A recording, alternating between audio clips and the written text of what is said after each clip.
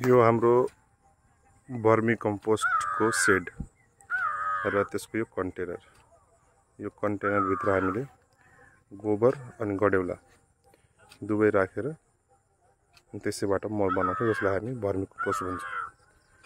यो pure organic मल हो, सबैभन्दा बेस्ट अर्ग्यानिक मल मध्येमा मानिन्छ यसलाई। यसलाई बनाउनको लागि गोबर र गडेउलाको मात्र प्रयोग हुन्छ।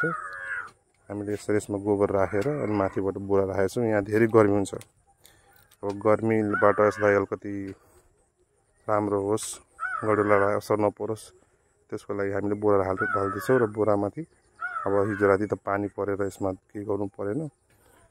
अरु बेला चाहिँ हामी यसमा माथि बेला-बेलामा एक दिनमा दुई दिनमा बिहान बेलुका पानी राखिदिन्छौं बोरामाथि, जसले गर्दाखेरि यसलाई त्यस्तो हिटले असर गर्दैन र शीतल नै भइरहन्छ।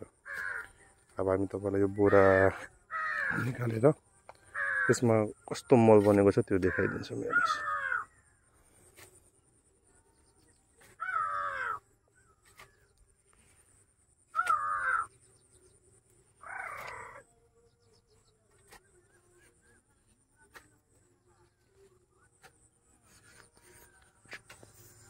पूरा सबै हटाइदिन्छ।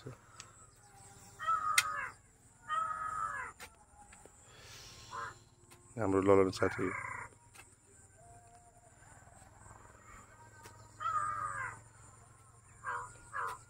एडिसनल गोबर हामीले यहाँ झारेछौं।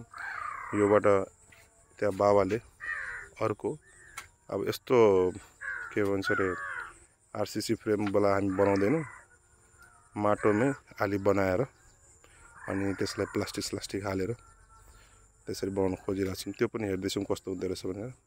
त्यसरी पनि गर्न मिल्छ। हेर्नुस्, यो मल रेडी भइसक्यो। यो झिक्ने बेला भइसक्यो। अब माथिबाट एक लेयर हामी निकाल्न सक्छौं। सब रेडी भइसकेको मलहरु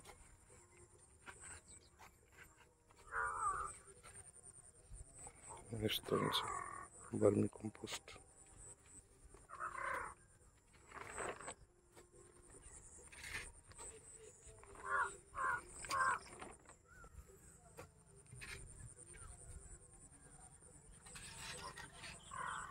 प्योर अर्ग्यानिक, यो इन्डोर आउटडोर प्लान्ट को लागि बेस्ट, जे कुराको लागि पनि बेस्ट।